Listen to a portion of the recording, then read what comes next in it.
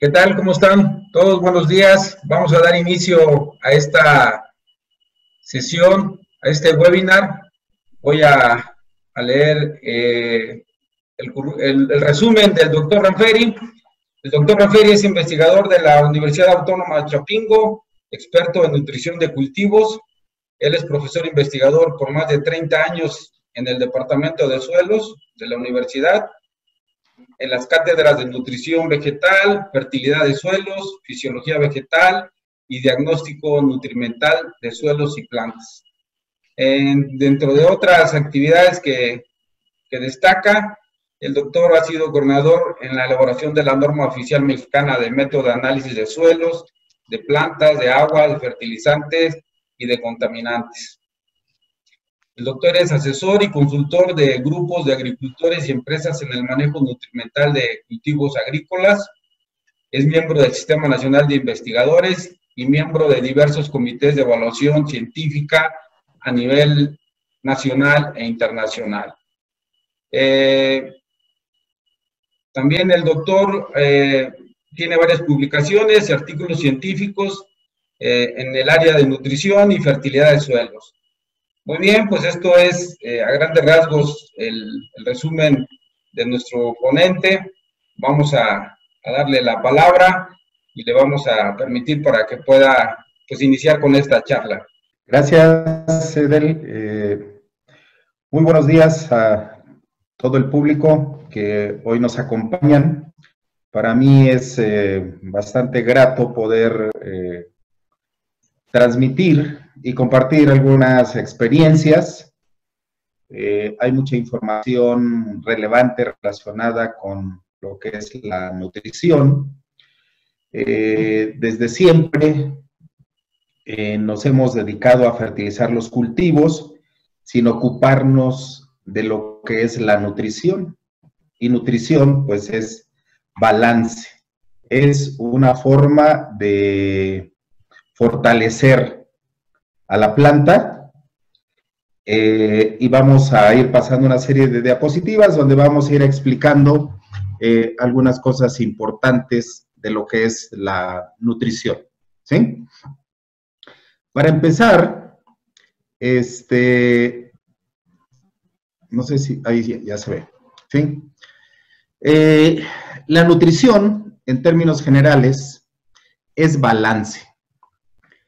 Es un procedimiento para alimentar la planta, para fortalecer y acrecentar los nutrientes, para un desarrollo más vigoroso de cualquier ser vivo, ¿sí? Yo hago una analogía con lo que es la alimentación nuestra, de los humanos, y creo que en la mayoría de los casos, los humanos solamente comemos, pero pocas veces nos nutrimos, ¿sí? Y la nutrición está al alcance de nosotros, ¿sí? A través de un sinnúmero de productos vegetales y animales que nosotros podemos disponer, sobre todo en América Latina, que tenemos una riqueza envidiable de alimentos, ¿no? Entonces, a manera de introducción, la nutrición es una ciencia que estudia todos los procesos que definen la disponibilidad de los nutrimentos en el suelo. Pero también una persona que sepa nutrición debe saber, nutrición vegetal, debe saber cómo se mueven estos nutrientes en el suelo, cómo accesan al sistema radical, cómo se absorben, porque algunos son absorbidos como iones, y otros son absorbidos con un chaperón, con un acompañante, con un transportador muchas veces, para que lleguen hacia los sitios donde van a ser asimilados y van a cumplir una función directa en la planta, ¿sí? Entonces la nutrición contribuye al incremento de la producción agrícola y conduce a la obtención de productos de alta calidad, ¿sí? Ahí yo estoy en completo desacuerdo con los que manejan una nutrición orgánica. Realmente nutrición orgánica, desde mi particular punto de vista, no existe. La nutrición es única, ¿sí?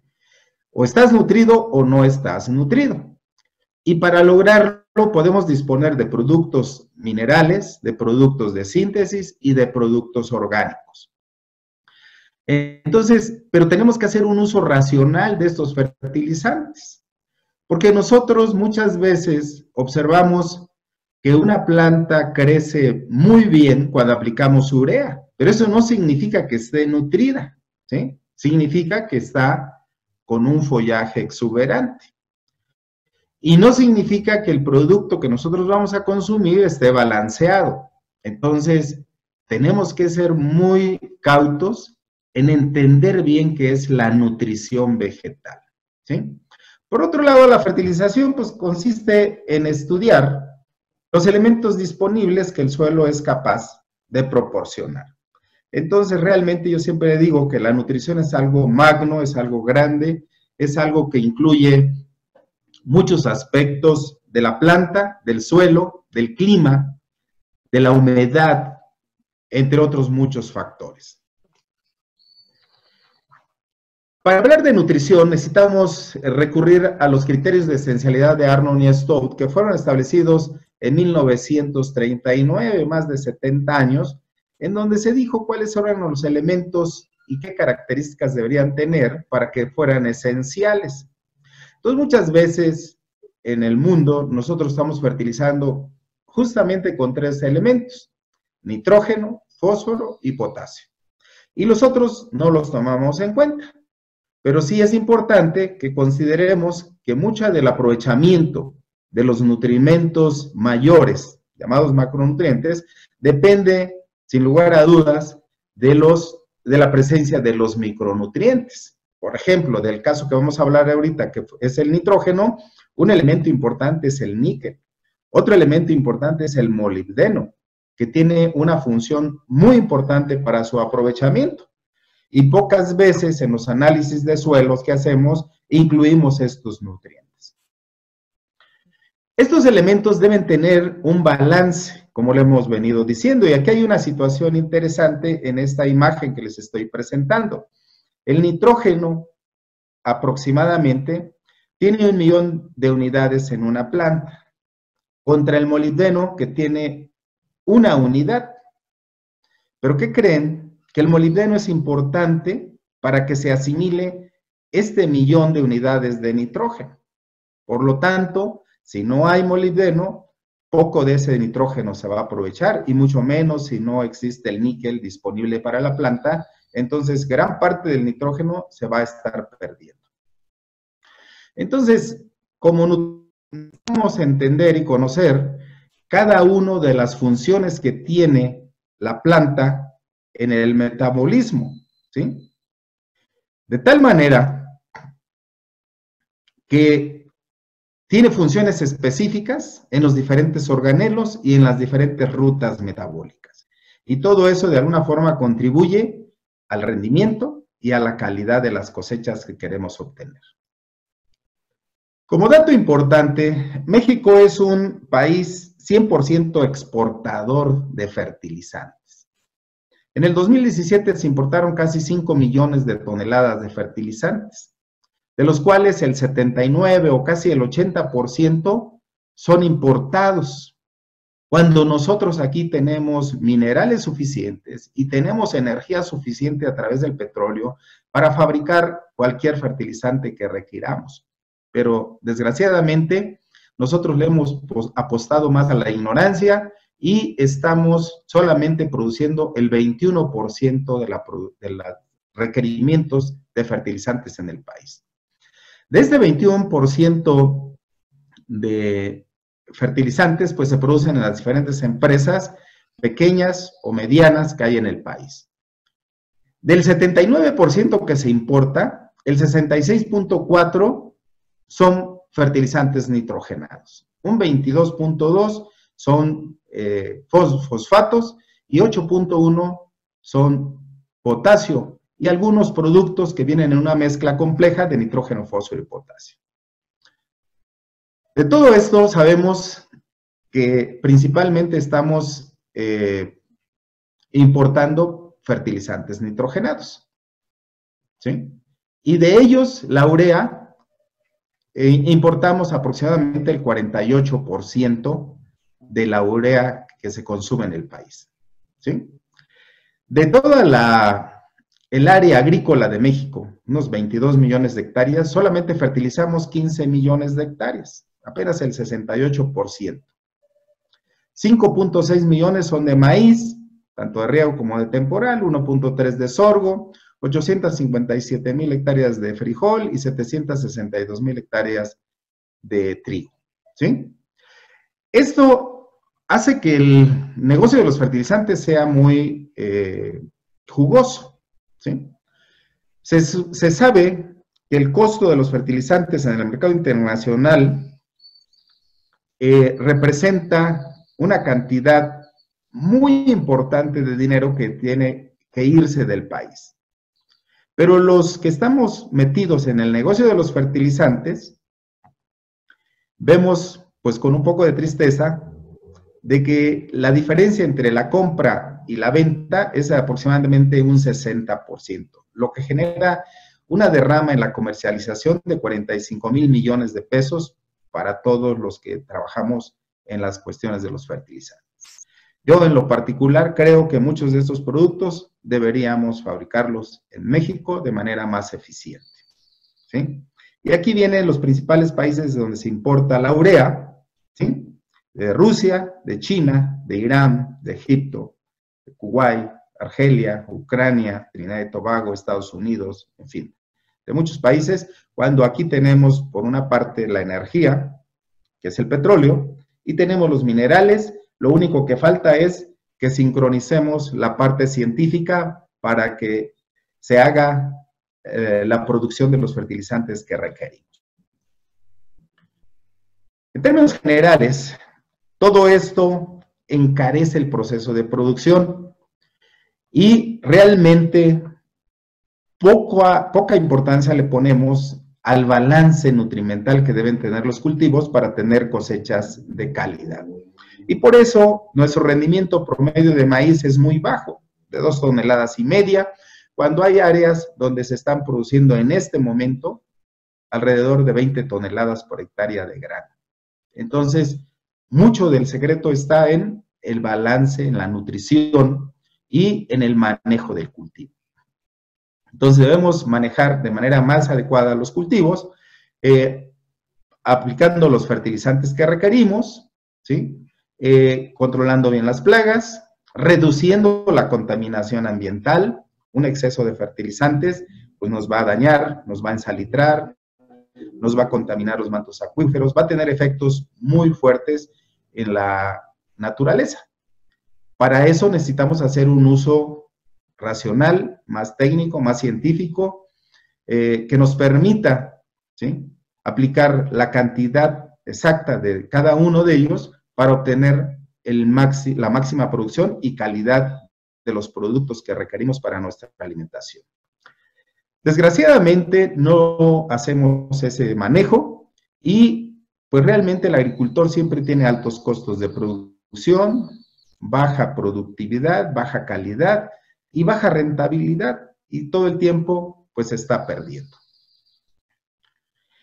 De manera concreta, el producto que ahorita estamos abordando, el nutriente, pues es el nitrógeno, ¿sí? Y el nitrógeno es parte importante en la síntesis de clorofila, es parte importante en la síntesis de vitaminas, es fundamental para que las plantas sinteticen el sistema de defensa, pero lo que es aún más importante, es parte fundamental el nitrógeno en la síntesis de la ribulosa 1,5-difosfato carboxilasa, que es la enzima responsable de capturar el CO2.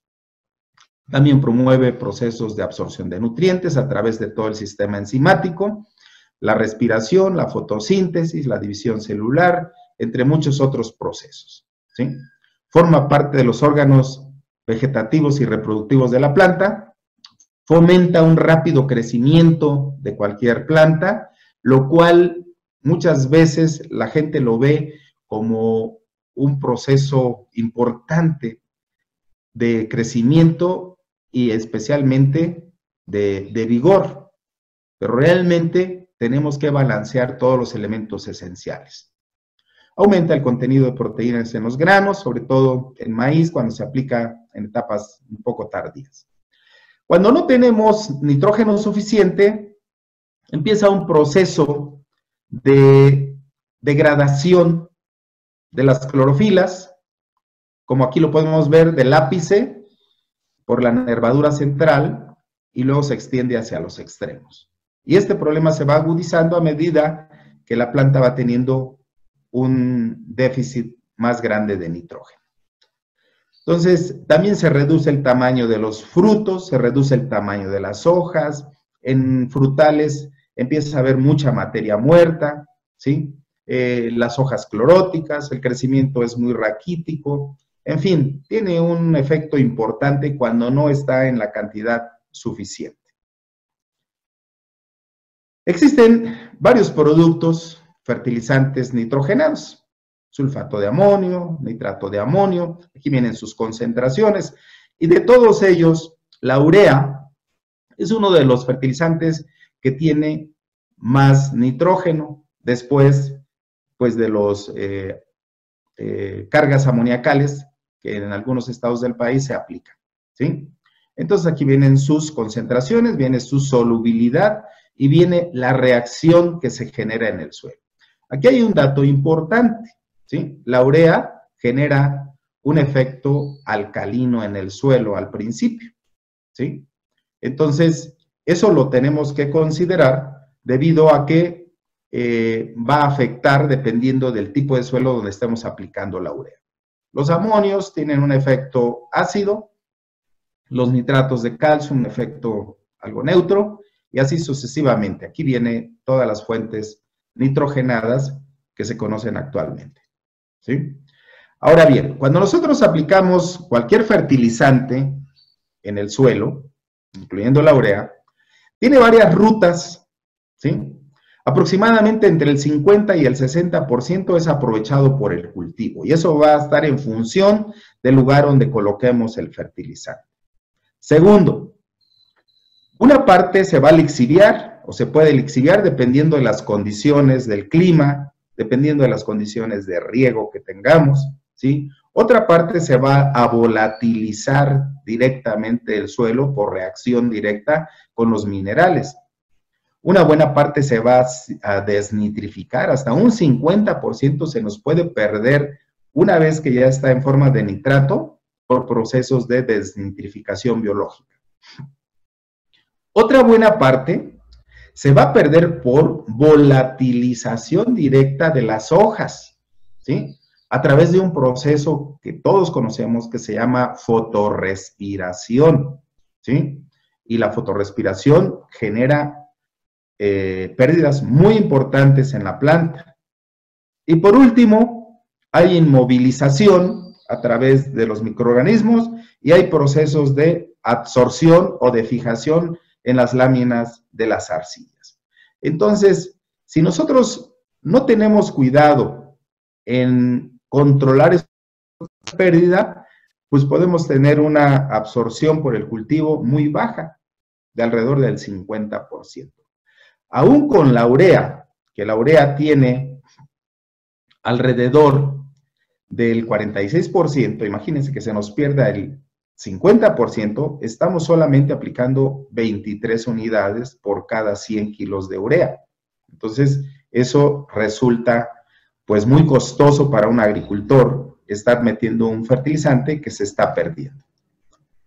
La urea en el suelo reacciona, ¿sí?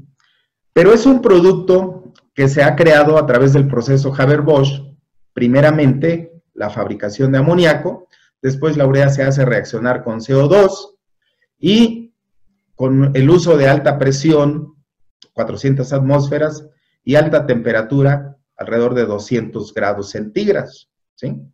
Este proceso realmente nos permite producir una urea de alta calidad, ¿sí?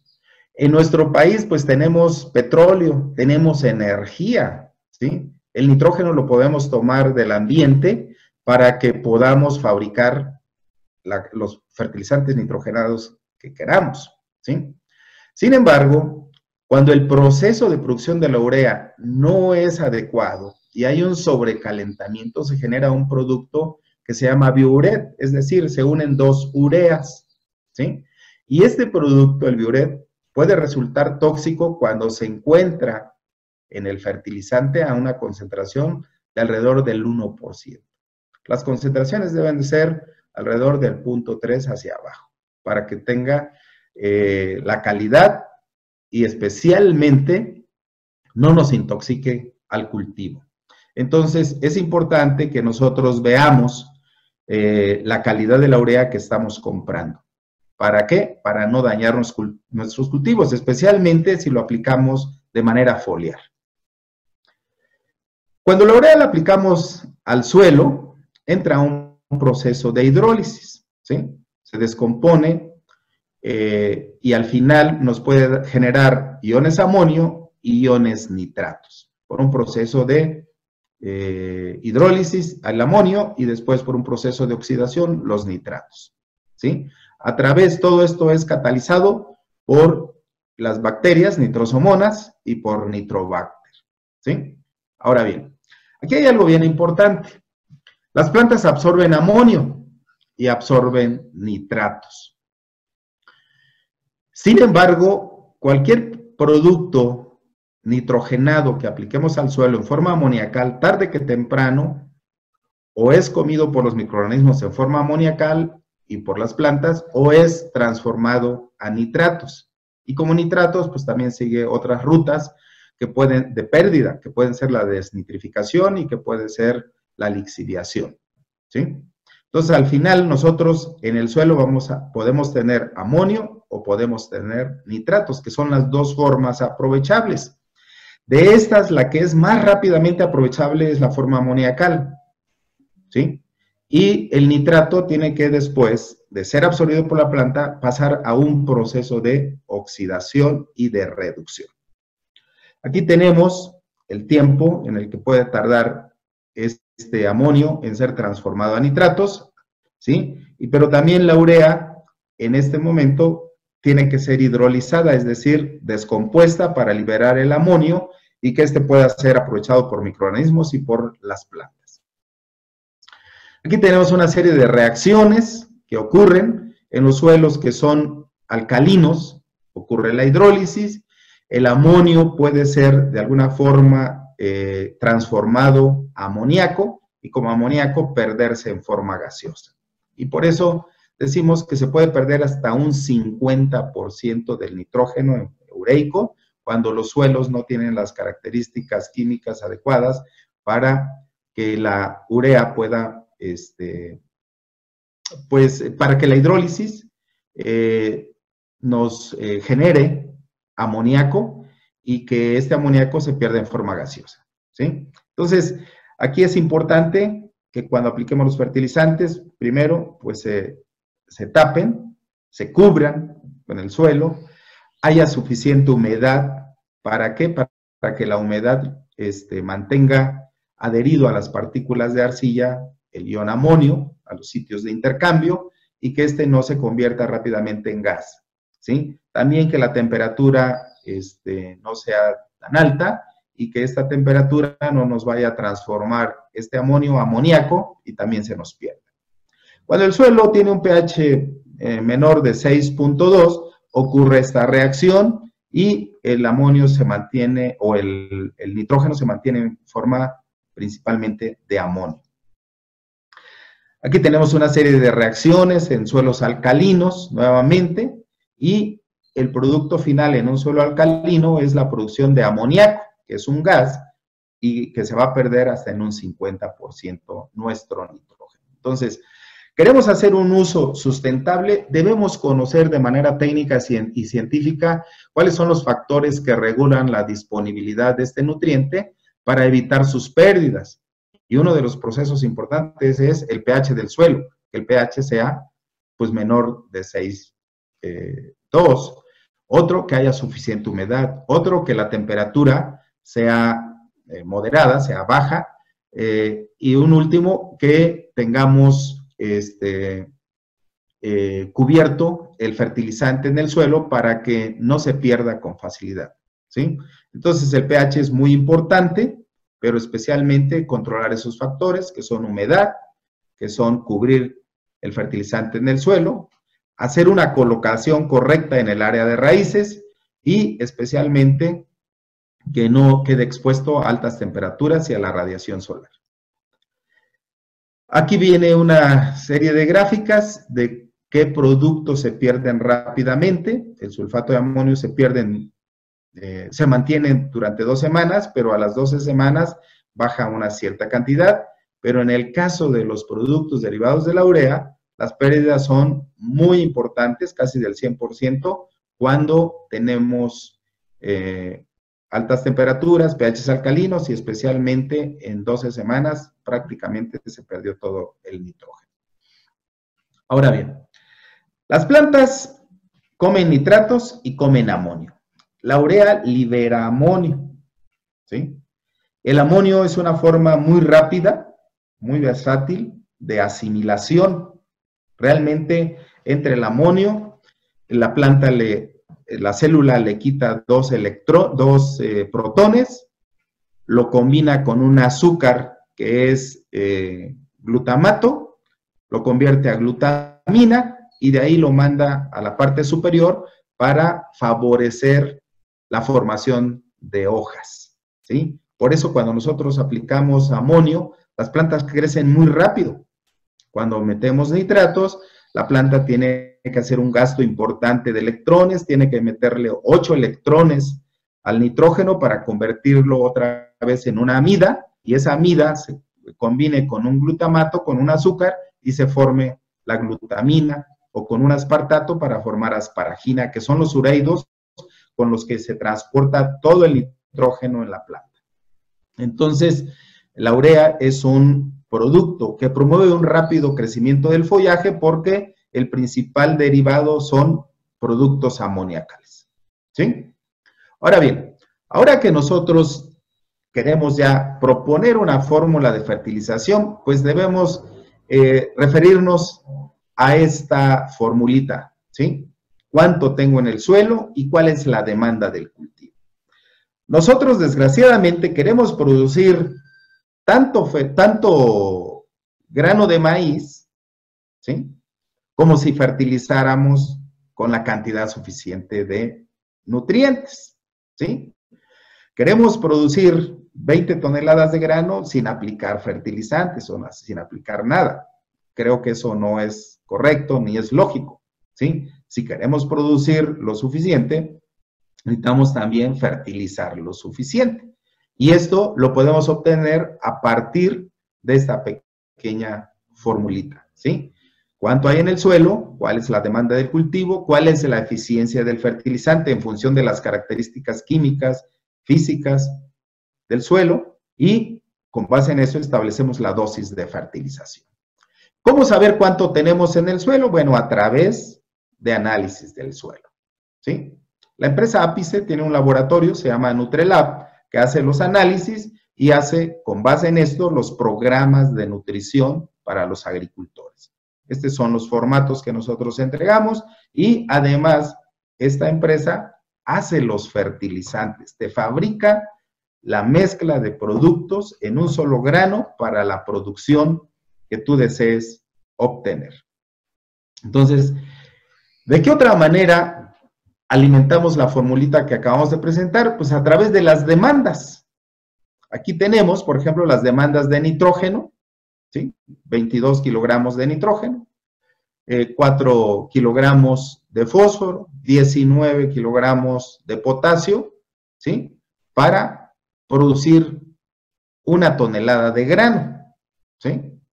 Entonces, aquí vienen las cantidades de calcio, de magnesio, de azufre, de micronutrimentos, ¿sí? Pero aquí, ¿qué nos falta? La eficiencia del fertilizante en las condiciones químicas y físicas del suelo, ¿sí?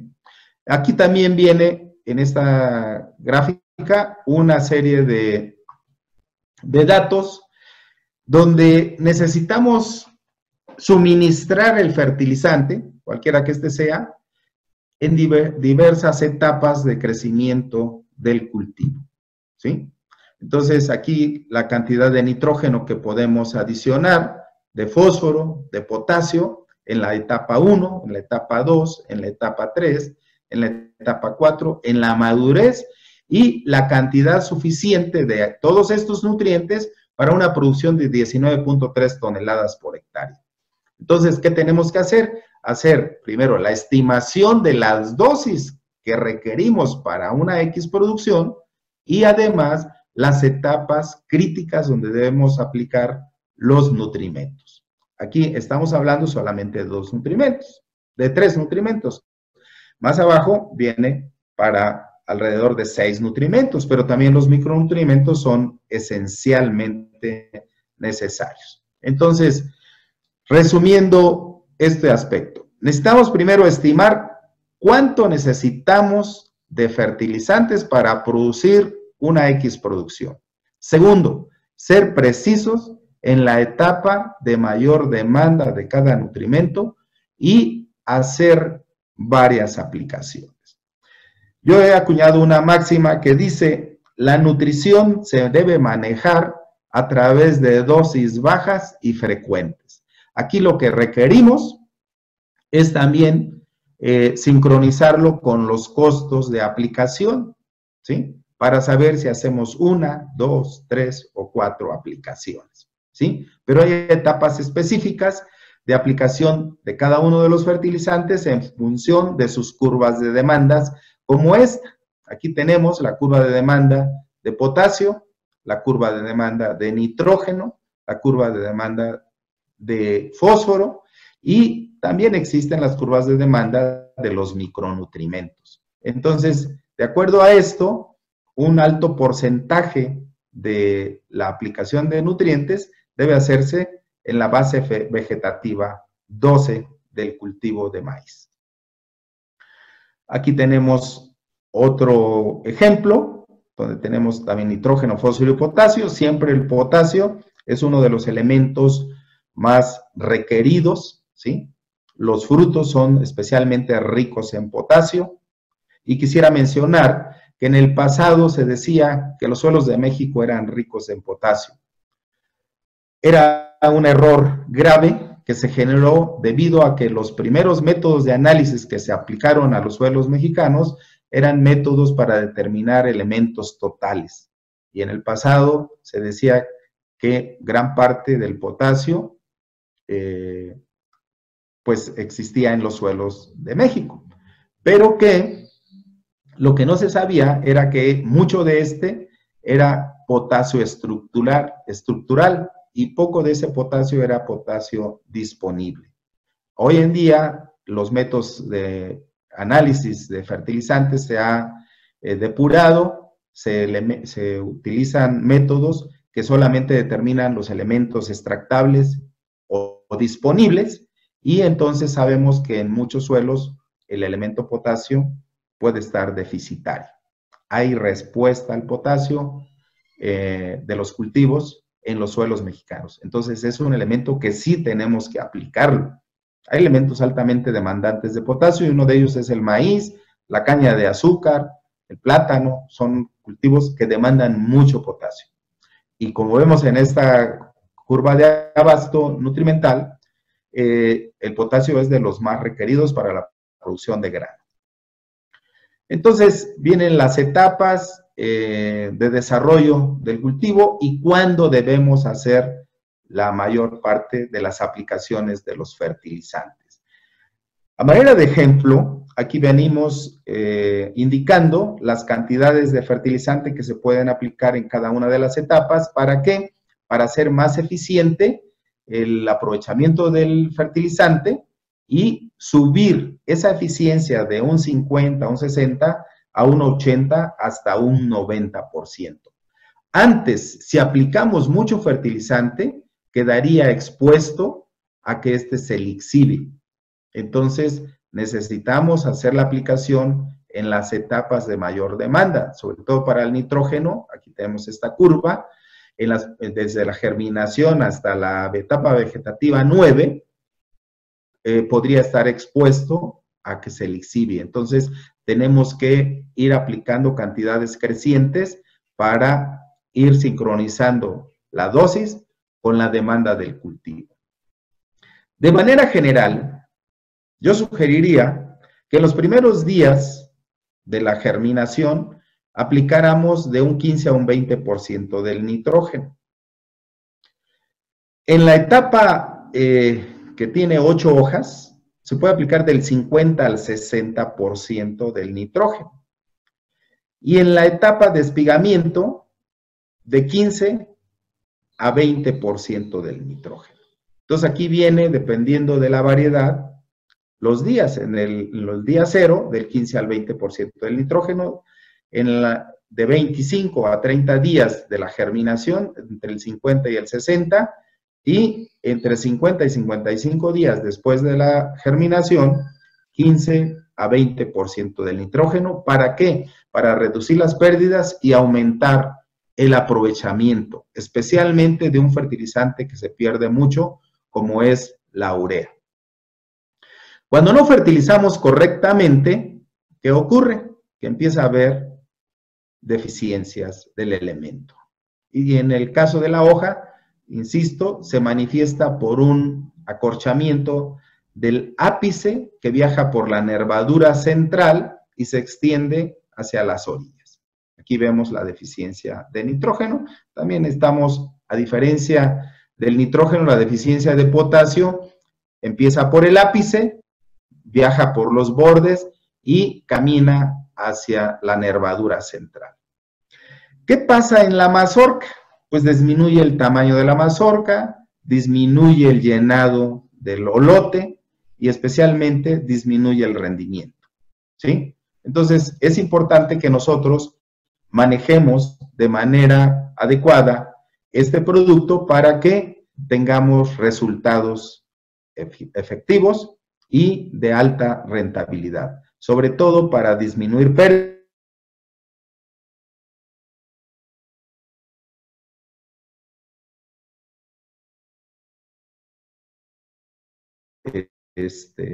Pues el mantenimiento del cultivo, ¿sí? Entonces, aquí tenemos otras signos de deficiencias nutrimentales. Nuevamente, la deficiencia, esta es de potasio, ¿sí? También se genera en el olote, no hay el llenado completo. Puse el potasio porque muchas veces confundimos la deficiencia de potasio con la deficiencia de nitrógeno. Entonces, la diferencia clara es que ambas empiezan por el ápice. Nitrógeno viene un amarillamiento por la nervadura central de las hojas viejas y se extiende hacia los extremos. En el caso del potasio, también inicia por el ápice, pero se extiende por los bordes y viaja hacia la nervadura central. Esa es la gran diferencia entre ambas deficiencias. Al final, si ambas se presentan, pues la hoja automáticamente se seca, ¿sí? Entonces, es importante que nosotros hagamos un uso racional, más eficiente de nuestros fertilizantes. No nos vayamos por el axioma que si poquito es bueno, mucho es mejor, sino más bien hay que hacer el balance de todos los elementos esenciales para que estos puedan ser aprovechados y sinergizados entre sí para formar los procesos y las moléculas que requiere la planta para su crecimiento y desarrollo y tener los mejores rendimientos, ¿sí? Un factor importantísimo, pues, es la humedad. ¿Para qué? Para que con esto los fertilizantes se disuelvan, accedan a las raíces y especialmente suban a la planta y se transporten por toda la planta para formar hojas, tallos, flores, frutos, granos, lo que nosotros requerimos. Entonces, nosotros aquí en la empresa donde trabajamos tenemos nutrientes, tenemos activadores, tenemos bioplaguicidas, inductores de resistencia, pero todos estos van encaminados a mejorar el balance de la planta para obtener mejores cosechas, ¿sí? Y calidad de estas, ¿sí? Se ha diseñado un producto que se llama NutreMaíz, que tiene un efecto muy importante, este es foliar, y automáticamente lo único que tiene que hacer el agricultor es destapar, disolver y aplicar. Y en ello va implícito todos los elementos esenciales que van a activar el crecimiento y desarrollo de las plantas. Entonces, al final, el propósito es nutrirla, balancearla, para aspirar a los máximos rendimientos posibles, ¿sí? Con esto doy por terminado esta pequeña plática. La idea era solamente comentar acerca de la urea, pero la urea por sí sola no es el fertilizante más importante. Todos los elementos esenciales son importantes para que la planta tenga un crecimiento y un desarrollo óptimo y podamos tener las cosechas máximas y la calidad deseada, ¿sí? Entonces, eso es por mi parte lo que quería compartir con ustedes. Creo que me pasé un poquito de tiempo, pero estamos a sus órdenes para cualquier pregunta o comentario. Muy bien, doctor. Muchísimas gracias. Excelente charla, muy ilustrativa el tema de la ponencia, de la plática. Voy a empezar a leer las preguntas. Benjamín Hernández. En las zonas cañeras se diluye urea para aplicar foliar en mezcla con otros productos. ¿Qué tan efectiva es esta práctica? Voy a leer de 5 en 5, doctor, o una por una, ¿cómo? Sí, una por una y la vamos contando. Vale, Sí, adelante. yo mencionaba que realmente la urea requiere de algunos elementos esenciales para que actúe, ¿sí? Estos son activadores, como es el níquel, como es el molibdeno, el hierro, el zinc, el cobre, todos los micronutrientes participan en el metabolismo de la planta. Entonces, si hay urea, si hay nudos para conformar bien los procesos metabólicos. Me parece correcta ese uso. Ok, la siguiente. Cristian, John, ¿qué pasa si intervienen bacterias en la hidrólisis de la urea? El proceso de aprovechamiento puede ser mayor, pero también el proceso de pérdida puede ser mayor. Actualmente, muchas de las ureas traen inhibidores de la hidrólisis, de las ureasas. ¿Para qué? Para que el proceso de disolución en el suelo sea paulatino y se vaya aprovechando mejor durante el ciclo de crecimiento del cultivo. Entonces, por eso yo digo, una forma de aprovechar mejor la urea es mediante dosis pequeñas y frecuentes, y la otra es utilizar ureas que traigan inhibidores de las ureasas. Ok, David Izazaga, ¿qué tanto ayudaría a anexar húmicos al fertirriego o en fertilizadas granuladas para minimizar la lixiviación en el caso de la urea? Bastante, porque se supone que la urea al final, cuando se hidroliza, se convierte a amonio. El amonio, en cambio, los ácidos húmicos tienen los sitios de intercambio que lo van a retener y van a impedir la volatilización y especialmente la lixiviación. Emiliano Telles, esta información la va a compartir al terminar la videoconferencia. Creo que nos vas a dejar la presentación y además la estamos grabando para subirla al YouTube. Benjamín Sí, Hernández. claro, con gusto. Sí, Benjamín Hernández, en cuanto gasto por aplicación, el agricultor aplica máximo 2 veces, la de arranque y desarrollo, solamente por falta de mano de obra y por costos. ¿Algún comentario? Sí, se tiene que considerar eso, ¿no? Realmente, si sale muy costoso hacer 3, 4 aplicaciones, pues redúcelo a 2, pero trata de que coincidan con las etapas de mayor demanda. Y la otra es que utilices productos ureicos que traigan inhibidores de las ureasas y que tengan liberación controlada. Muy bien, Miguel Alvarado, ¿cuál es el efecto de la urea en la salinidad de los suelos? Sí contribuye mucho porque, entre otras cosas, la primera reacción es una reacción de alcalinización. ¿sí? Como lo presenté en las reacciones, pero especialmente contribuye a que se descomponga la materia orgánica, entonces genera endurecimiento de los suelos y falta de penetración del agua.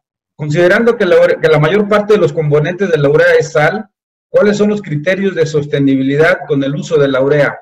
Mantengamos altos niveles de materia orgánica en el suelo y que estimemos de manera precisa las dosis de aplicación de acuerdo al cultivo y de acuerdo al rendimiento esperado, ¿sí? Eso no tiene falla. En un principio, por ejemplo, mucha de la gente que manejaba agricultura protegida decía que no deberíamos aplicar muchos fertilizantes porque íbamos a ensalitrar los suelos. Yo llevo manejando invernaderos más de 15 años y con fertilización al suelo y con altas dosis, pero calculadas en función del rendimiento.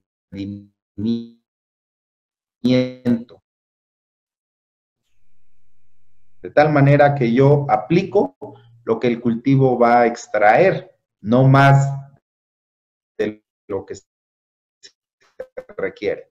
Están aplicando una cantidad exageradísima de nitrógeno. Todo eso se va a perder y contribuye al deterioro del suelo. La forma más recomendable es de que mantengamos altos niveles de materia orgánica, pero además que tenga cantidad que realmente necesitamos, no más. Ok. La siguiente pregunta, doctor, de David Pérez. ¿Es mejor aplicar amonio que urea en suelos alcalinos? El amoníaco, ¿no? O el amonio. La pregunta hablaba de amonio, entiendo que... del amonio. Bueno, siempre y cuando el amonio y la urea son importantes. Al final la urea se convierte amonio, ¿sí? En suelos alcalinos hay que aplicar, pero sí es importante regular el pH previamente a través de aplicaciones de azufre. ¿Por qué? Porque ese amonio se va a convertir una buena cantidad en amoníaco y se va a perder por volatilización directa del suelo. Entonces, puedes aplicar el producto que desees, pero tienes que anticiparte a las reacciones que van a ocurrir para que no tengas pérdidas del producto por nitrificación, por desnitrificación o por volatilización. Entonces, allí son importantes los procesos que originan. En un suelo alcalino, generalmente los productos amoniacales se pierden por volatilización al transformarse a amoníaco. Entonces, ¿qué tenemos que hacer? Ajustar el pH y mantener buenos niveles de humedad. Muy bien. Iván Lara, en una aplicación vía foliar en maíz, ejemplo, 200 litros de agua, ¿con cuántos kilogramos se vuelve tóxico en urea al 46%? Hay una regla que dice que los productos foliares no deben de rebasar una concentración del 1%, ¿sí? Aunque también hay otra regla relacionada con la conductividad, ¿sí? No debemos rebasar conductividades de 2.5%. Entonces, una forma de precisar es que mida la conductividad eléctrica o que mida la concentración que está aplicando, ¿sí? 1% es una regla de oro segura, ¿sí? Para algunos productos, y otra es la conductividad eléctrica. Menor de 2.5. Ok. Juan Cerrato, fertilizantes como el WAN 32, ¿qué tan eficientes son a diferencia de la urea? Pues el WAN 32 creo que es nitrato de amonio diluido. Yo digo que es ineficiente porque pues te están vendiendo a veces agua, ¿no? ¿Sí? Y si es sólido, que es nitrato de amonio, puede ser tan eficiente como la urea, con una ventaja, que se volatiliza menos. Armando Martínez Chávez, ¿qué pasaría si formulamos una mezcla base con una concentración menos del 10? Ejemplo, 10, 15, 10, por lo cual por lo que comenta con el tema del nitrógeno, o cuál es su punto de vista en cuanto a la formulación de mezclas físicas base de siembra. Bueno, las mezclas físicas son buenas, pero deben de estar acorde a los requerimientos del cultivo para ese tipo de suelo, ¿sí? Una mezcla de esa naturaleza, 12, 15, 10, pues puede ser buena para algunos suelos, siempre y cuando se haya generado en función de las características químicas y las concentraciones nutrimentales del mismo. En este caso, una mezcla física puede ser útil, ¿sí? Nosotros en el pasado hacíamos mezclas físicas, ahora hacemos granulación, todos los nutrientes en un solo gránulo, pero incluye micronutrimentos, que resulta más efectiva y más eficiente para el cultivo. Muy bien, Gerardo de los Cobos, ¿qué tanto porcentaje de urea es aprovechada por la planta con y sin ácidos húmicos? Realmente se puede perder de un 30 a un 40% si no tiene sitios de intercambio, ¿sí? Sobre todo en suelos arenosos, donde la SIC es muy baja, ¿sí? Gran parte de la urea se puede estar perdiendo en forma amoniacal, ¿sí? Entonces, es preferible aplicar ácidos húmicos. Pero si el suelo es arcilloso, yo creo que las pérdidas se reducen de manera significativa. Ok, Belén Hernández, en suelos alcalinos, ¿qué tan recomendable es la aplicación de urea como fuente de nitrógeno? No mucho, porque sí se pierde bastante la urea, ¿sí? ¿Por qué? Porque genera a su vez una reacción alcalina, ¿sí? Si el suelo ya es alcalino, la urea genera una reacción alcalina de momento, y eso volatiliza amoníaco. Entonces, lo deseable es subir los niveles de materia orgánica y reducir el pH. Ok, Diego Armando Martínez, un fertilizante nitrogenado, ¿cuánto dura su efecto en el suelo y en la planta? Pues depende de las características del suelo, pero se pierde con facilidad. Yo creo que el nitrógeno, esto es irónico, ¿no? La atmósfera es riquísima en nitrógeno, ¿sí? Un 78% del aire tiene nitrógeno, pero no es un nitrógeno que los seres vivos podamos aprovechar más que las bacterias fijadoras, ¿sí? Entonces, pero en el suelo las concentraciones generalmente son deficientes. Por eso, cuando los orgánicos quieren suplir todas las necesidades de nitrógeno con compostas, pues no se puede, porque las compostas tienen aproximadamente 1.5% de nitrógeno. ¿Cómo vas a cubrir, por ejemplo, una demanda para el maíz de 250 o 300 unidades de nitrógeno? Tendrías que aplicar demasiada materia orgánica, ¿sí? Entonces, realmente el nitrógeno sigue muchas rutas una vez que cae al suelo y se pierde. Por eso es preferible aplicar dosis pequeñas y frecuentes para que la planta lo pueda estar acumulando y lo pueda estar absorbiendo y no se pierda por procesos que ya conocemos. Muy bien, ¿qué tan eficientes creen que son los fertilizantes líquidos que dice sustituir a los fertilizantes convencionales? Ejemplo, una empresa que vende magnesio líquido que dice que 1 litro de su magnesio sustituye 30 kilogramos de magnesio convencional. No, de ninguna manera. La demanda es la demanda. Si una planta requiere 100 kilogramos de un nutriente, pues se lo tienes que dar, ¿sí?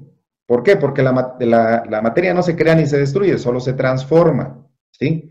Ahora bien, de manera eficiente, si hablamos de eficiencia, eso es otra cosa, ¿sí? Una aplicación foliar te puede suministrar 1 kilogramo de un fertilizante foliar, te puede suministrarlo de 20 kilogramos de fertilizante aplicado al suelo, ¿sí? ¿Cómo explicamos esto? Es decir, en el suelo está sujeto a pérdidas. Foliar generalmente se absorbe en su totalidad. Entonces, ahí es cuestión de eficiencia. Pero si la planta necesita 100 kilogramos de un nutriente, se lo tenemos que dar, ¿sí? La eficiencia está en función de la forma en que lo estés colocando y que entre a la planta, ¿sí? Eso no es posible, ese ejemplo que me está poniendo. Muy bien. Si tenemos, Juan Vázquez, si tenemos sodio en el suelo, ¿cuál es la fuente de nitrógeno que se recomienda aplicar? Bueno, primero hay que quitar ese sodio, ¿no? Lavarlo, disminuir. Y seguramente lo que tendríamos que aplicar, pues a lo mejor es una azufre, yeso y también alguna fuente amoniacal de nitrógeno, ¿sí? La urea no la recomendaría en esas condiciones. Muy bien. Marco Antonio Ochoa, ¿qué experiencia tiene o qué me puede decir al aplicar urea foliar con herbicidas? Bueno, que potencializa la penetración del herbicida a las plantas, de tal manera que si nosotros aplicamos urea, el efecto herbicida es mucho mayor. Recordemos que los herbicidas son desacopladores de electrones, entonces lo que hacen es que reducen el proceso respiratorio y el transporte de electrones tanto en fotosíntesis como en respiración en la planta, y esta muere por inanición, con falta de energía. Entonces, sí es recomendable si queremos que se muera esa planta, ¿sí? Si no queremos que se muera, pues entonces nada más atarantarla, pues nada más el puro herbicida. José Luis, doctor Raferi, mencionaba pérdidas de nitrógeno en urea. ¿Cuánto se pierde en porcentaje en la hidrólisis en promedio comparado con la transformación de amonio a nitratos? Bueno, es que dijimos que va a depender de las características químicas del suelo. Entre más alcalino sea, la pérdida puede llegar hasta el 50%, ¿sí? Y entonces no se alcanza a transformar. ¿Por qué? Porque es reacción directa con las partículas del suelo. Se transforma en amoníaco y se va a la atmósfera. Entonces, sí, las pérdidas son grandes si el suelo es muy alcalino. Si el suelo es neutro, las pérdidas, pues obviamente, pudieran ser de un 15, 16%. Muy bien, la pregunta que había dejado ahí, que no me la habían transcribido un poquito diferente. En suelos salinos sódicos, que llegan a tener entre 8 a 11% de sodio en saturación de bases, ¿cuál sería la mejor fuente de nitrógeno para la fertilización base en la siembra? ¿Y cuál sería la mejor fuente en las reabonadas, suponiendo algún grado de saturación de humedad, tomando en cuenta el pobre drenaje en el suelo? Quizás fosfonitrato. Yo aplicaría más fosfonitrato, pero también lo acompañaría, porque el fosfonitrato tiene una residualidad neutra. Si el suelo ya es alcalino, yo lo mezclaría con un poco de azufre para reducir aún más las pérdidas. También la urea la pudiera aprovechar siempre y cuando fuera acompañada con azufre. Muy bien, Joel García pregunta, ¿en qué etapa aplicaría citosininas con nitrógeno? Pues depende para qué cultivo. Si es maíz, pues yo lo aplicaría durante el proceso de formación del elote. Gadiel Pedraza, ¿qué niveles de eficiencia del fertilizante se podrían alcanzar con la utilización de inhibidores de ureasa o fertilizantes de liberación controlada? Hasta un 90% de eficiencia. Belén Hernández pregunta, ¿qué tan recomendable es aplicar cloruro de sodio foliar en maíz? Cloruro de sodio. No, pues no. No es recomendable porque el sodio es tóxico y el cloro en altas cantidades es tóxico, entonces va a generar quemaduras, ¿sí? El cloruro de sodio nosotros lo hemos utilizado como un herbicida orgánico, ¿sí? Para quemar plantas sensibles a la toxicidad por sodio. Pero en maíz, pues no es recomendable. Ok, Ángela San, en su experiencia, ¿cuál sería mejor opción meter la urea o nitrógeno de lenta liberación en presiembra? Sí, lo podríamos meter. ¿Por qué? Porque vamos a tener la garantía de que se va a ir liberando lentamente hasta que llegue el momento de mayor demanda. Muy bien. Luis Alberto Santiago pregunta, en la etapa de llenado, aplicaciones foliares de potasio más molibdeno podrían funcionar como una descarga a la mazorca apoyando en el llenado. Pues sí, es posible. El molibdeno más que nada tiene que ver con el aprovechamiento del nitrógeno, ¿sí? Entonces, y el potasio es un transportador de azúcares hacia la mazorca, sí ayuda, ¿sí? Entonces, pero yo le pondría ahí además nitrógeno, ¿sí? Nitrógeno, molibdeno y potasio. Uno transporta azúcares y otro transporta, hace que se aproveche mejor el nitrógeno y va a producir proteínas en el grano. Muy bien. David Izazaga, doctor, ¿qué experiencia tiene sobre los inhibidores de nitrificación como el DMPP y cómo saber si funcionan o no?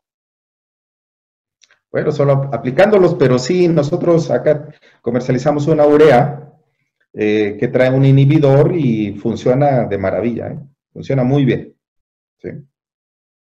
Sí funcionan, la mayoría. Muy bien. José Luis Soto, un comentario. Me ha tocado montar ensayos de volatilidad de nitrógeno en diferentes fuentes del elemento y tanto en suelos ácidos como en suelos alcalinos se presentan grandes pérdidas por volatilidad.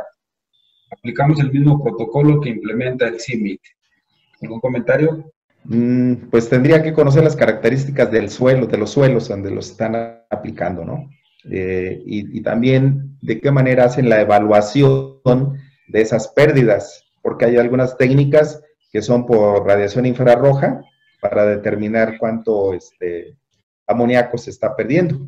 No sé qué técnica estén utilizando, si es el lisímetro o es, no sé, realmente tendríamos que saber qué están haciendo, ¿no? Muy bien, Armando quiere hacer uso de la palabra. Yo creo que con estas tres más y cerramos. Adelante. Gracias, ya. ¿Me escucha? Adelante. Sí.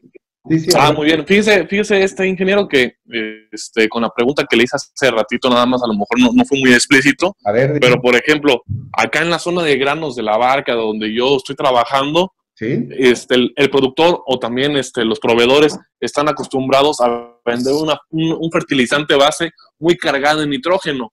Que usted me desmienta si estoy bien o estoy mal.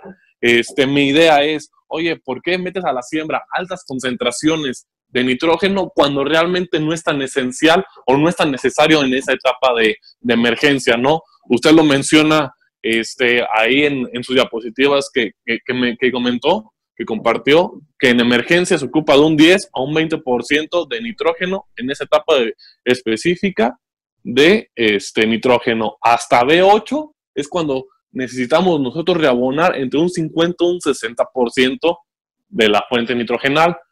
Es ahí donde mi pregunta es, por ejemplo, acá en la zona venden mezclas, una 20, una 15, una triple 10-10, dependiendo, ¿no? Y sabiendo ahorita la problemática que también usted comentó, el tema del costo-beneficio, ahorita el fertilizante urea está por los cielos en cuestión de precio. ¿Qué pasaría si por costo-beneficio también disminuimos costos con fertilizantes nitrogenados y le decimos, oye, ¿sabes qué? A tu mezcla física no le metas mucha urea, no le metas mucho sulfato para que abarates justificadamente tu mezcla y ese ahorro que te estás haciendo lo hagas posteriormente en aplicaciones.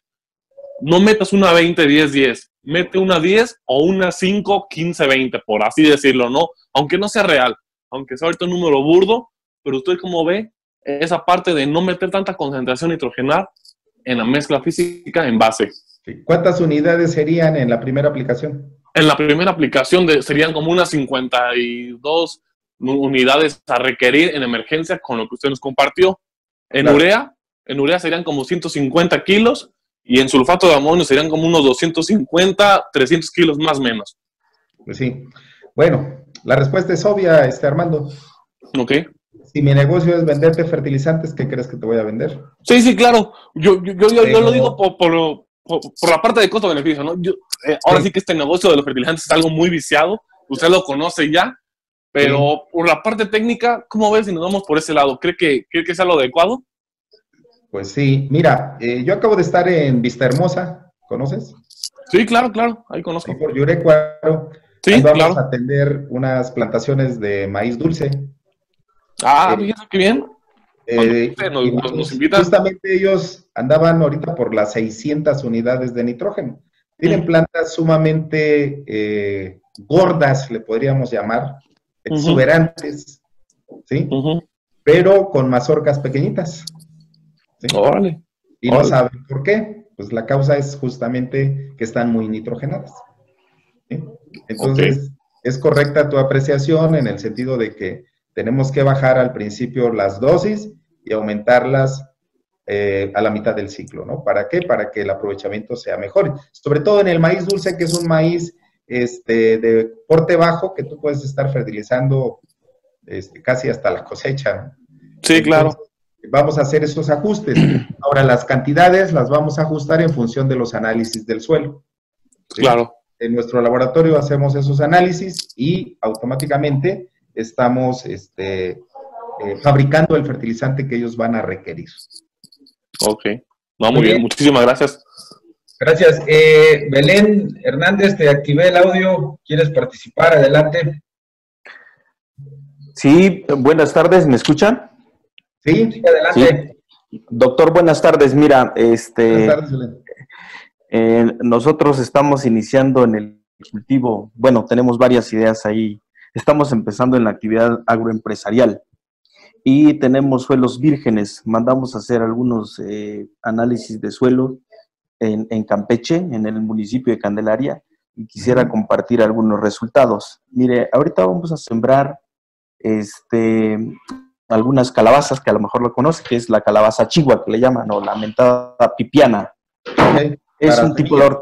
para semilla, es correcto. Ujú. Entonces, dentro de los resultados que obtuvimos en el análisis de suelo, es que tenemos un suelo alcalino, Sí, alto en materia orgánica, pero deficiente en nitrógeno, fósforo y potasio, ¿no? sí. Esos tres elementos. Hacíamos algunas consultas, a lo mejor con personas equivocadas, como decía el compañero anteriormente, hay muchos vicios en el tema de la fertilización y métele esto, métele lo otro, y lo que quisiéramos es un poco no equivocarnos en el manejo del suelo. Algunas personas nos recomiendan, ¿sabes qué? A la siembra, métele DAP, métele todo de DAP, ¿no? Ujú. 50 unidades de DAP. Este, el DAP pues, es 18 de nitrógeno y 46 de fósforo. Desde luego, sí. El fósforo es de liberación lenta, pero ¿es recomendable esta aplicación? ¿El pH es alcalino? Es alcalino. Sí, Y lo queremos mezclar con un sulfato de amonio porque para bajar el pH sí, y hacer disponible quizá calcio y magnesio por ahí. claro.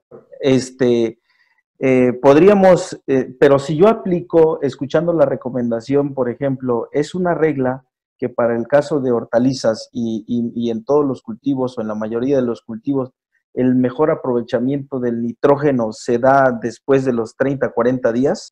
¿Qué hortaliza, a qué hortaliza te Eh, refieres, dices? es la calabaza chigua para semilla. Ah, ok, ok. ¿El ciclo de cuánto es? El ciclo te dura 80 días, 80 días. 90 días. ¿Y cuándo dices que quieres aplicarlo? Mira, ahorita nos estaban recomendando aplicar el 1846 más sulfato de amonio a la siembra, digamos, la mitad de la dosis. Entonces, Ajá, para mí es muy elevado echar la mitad de la dosis a la siembra de 1846 más sulfato de amonio. en el caso del fósforo, lo, lo sugieren porque es un elemento poco móvil, es un Ujú, elemento que se mueve por difusión en el suelo. ujú. Al moverse por difusión, automáticamente eh, se mueve lentamente, tiene que ir la raíz a buscarlo. Entonces, por eso sugieren que sí pongas el 50%. Y el nitrógeno sí velo espaciando.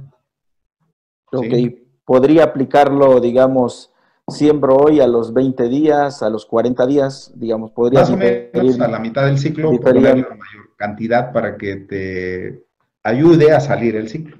Unas 3 aplicaciones, si no Ok, tienes problemas de mano de obra.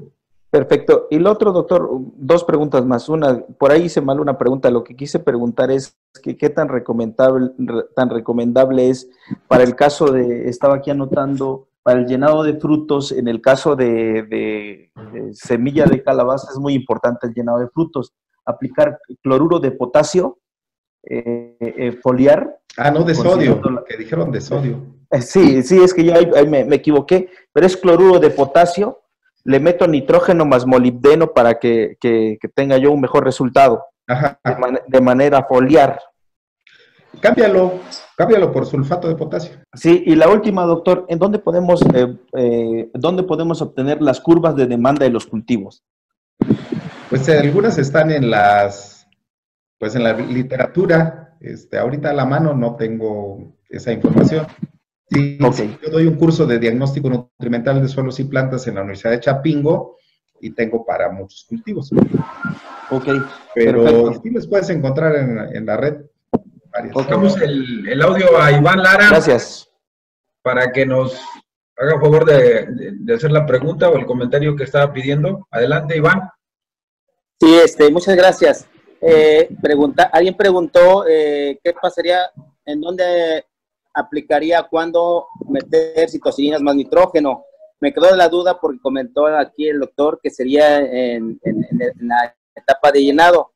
Y estoy viendo que, bueno, que me puedan ayudar aquí porque hay una regla en las hormonas. Para que funcionen tiene que haber nutrición más humedad. Y por varios años, bueno, hemos estado haciendo aplicaciones donde mezclamos citocininas más nitrógeno, nos manda desarrollo vegetativo. Así es. Citocininas más fósforo nos manda floraciones. O citocininas más potasio nos da llenado. Es ahí donde me quedó la duda. Pero tú qué quieres? O sea, me refiero a que cuando preguntaron citocininas más nitrógeno, ¿cuándo aplicarlo? Y usted comentó que en el llenado. Ajá. O sea, ahí es donde estamos en... Es que no queremos, al principio no queremos que se desarrolle tanto follaje, porque entonces todas las reservas de carbohidratos se van a las hojas. Pero cuando ya está formado el elote, entonces sí opera en el elote, o en en el elote, y ya el fruto tiene mayor crecimiento. En lo que y ahí crezca el elote, ¿no? Ahí sería mejor, o qué pasaría, porque nos ha tocado hacer aplicaciones con potasio y hemos tenido mejor incremento y llenado en granos y peso sobre todo. Claro, pero también podrías, por ejemplo, aplicar en la floración el nitrógeno más las hormonas y enseguida el potasio. ¿Para qué? Para promover el transporte de azúcares hacia la mazorca y el grano, que crezca más. O sea, no es solamente un producto, pues. Yo siempre he hablado de balance. Hay que balancear, ¿verdad? ¿Sí? Entonces, pero la etapa mejor es en el llenado. ¿Por qué? Porque no quiero hojas. Yo no voy a vender hojas. Yo voy a vender mazorcas. Voy a vender grano. Entonces, debo promover las mazorcas. Pero insisto, ¿no nos ayudaría más potasio ahí? Muy bien. Ambas, las dos. Okay.